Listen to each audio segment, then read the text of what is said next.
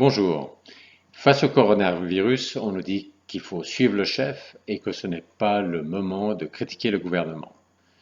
Le moment de rendre des comptes viendra plus tard, mais vous savez déjà ce qu'on nous dira plus tard.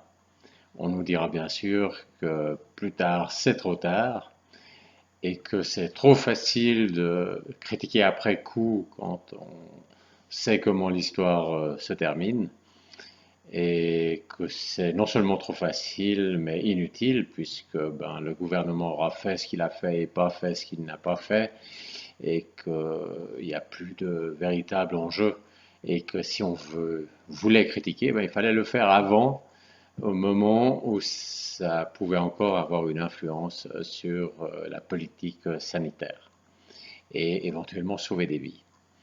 Donc, ne vous laissez pas intimider par ceux qui disent qu'il ne faut pas critiquer. Je crois qu'on peut s'abstenir pour l'instant de faire des débats scientifiques trop vastes dans le public. C'est pas ça dont nous avons besoin aujourd'hui.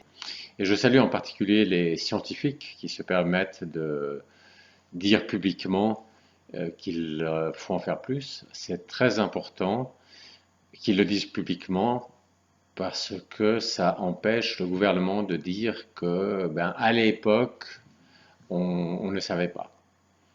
Donc s'il y a des épidémiologues qui disent en janvier déjà qu'il faut en faire davantage pour faire face à cette épidémie, eh bien ça deviendra beaucoup plus difficile au moment de rendre des comptes pour le gouvernement de dire à l'époque on a pris la meilleure décision compte tenu des connaissances qu'on avait parce que personne ne pouvait savoir que cette épidémie serait si grave.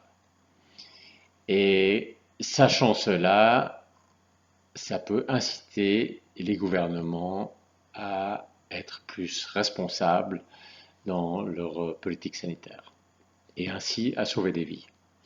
Donc félicitations aux scientifiques qui s'expriment publiquement, mais c'est aussi important pour les citoyens ordinaires parce que ce qu'il se passe, c'est que le gouvernement tend à faire trop peu, trop tard et rejeter la faute de son attentisme sur le peuple lui-même. C'est-à-dire, le gouvernement va dire on n'a pas pu prendre les mesures plus tôt parce que le peuple n'aurait pas suivi. Donc c'est finalement à cause du peuple qu'on a dû attendre et c'est à cause du peuple qui a eu finalement tous ces morts supplémentaires. Donc là aussi c'est important que des simples citoyens disent ces décisions de ne pas prendre les mesures nécessaires ne doivent pas être prises en mon nom.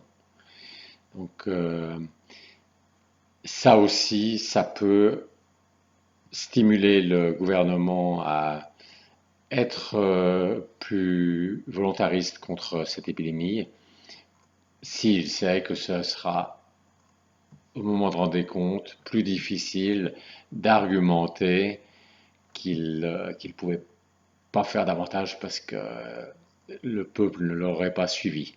Et un point important à ce niveau-là qu'il faut bien avoir en tête, c'est que si des citoyens ne suivent pas des recommandations qui sont des recommandations à bien plaire, disons volontaires, si certains citoyens ne suivent pas ces recommandations, ça ne veut pas dire qu'ils ne les auraient pas suivies si elles avaient été contraignantes.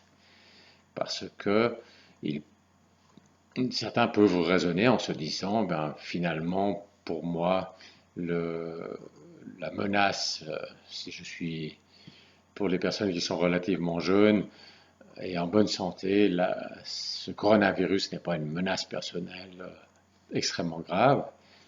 Et c'est surtout par solidarité pour que l'épidémie ne grandisse pas au point de toucher massivement les populations à risque.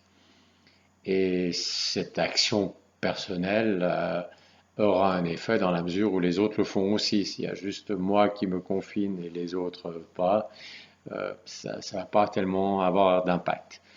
Donc, c'est pour ça que des gens peuvent très bien se dire, tant que c'est volontaire, je ne le fais pas. Mais si c'est pour tout le monde, alors je suis d'accord de le faire. Donc, ceci pour dire que juste le fait que vous observez certaines personnes qui ne suivent pas les recommandations ne signifie pas qu'elles auraient refusé de les suivre si elles étaient contraignantes.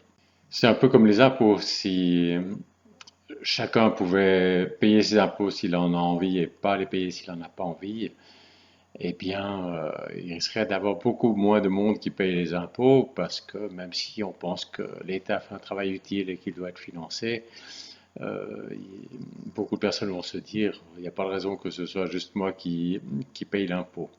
C'est pour ça que l'impôt est obligatoire. Voilà, je vous remercie de votre attention. Prenez bien soin de vous et à la prochaine. Donc je me suis dit, le 28 janvier, il y a quelque chose à interpréter à partir de cette information. Si effectivement une ville de 15 millions d'habitants se trouve mise sous cloche par la Chine, c'est qu'il y a péril dans la demeure planétaire. Et je pense qu'effectivement les circonstances qui sont actuelles n'interdisent pas la pensée et au contraire obligent à penser plus, à penser mieux et à penser différemment.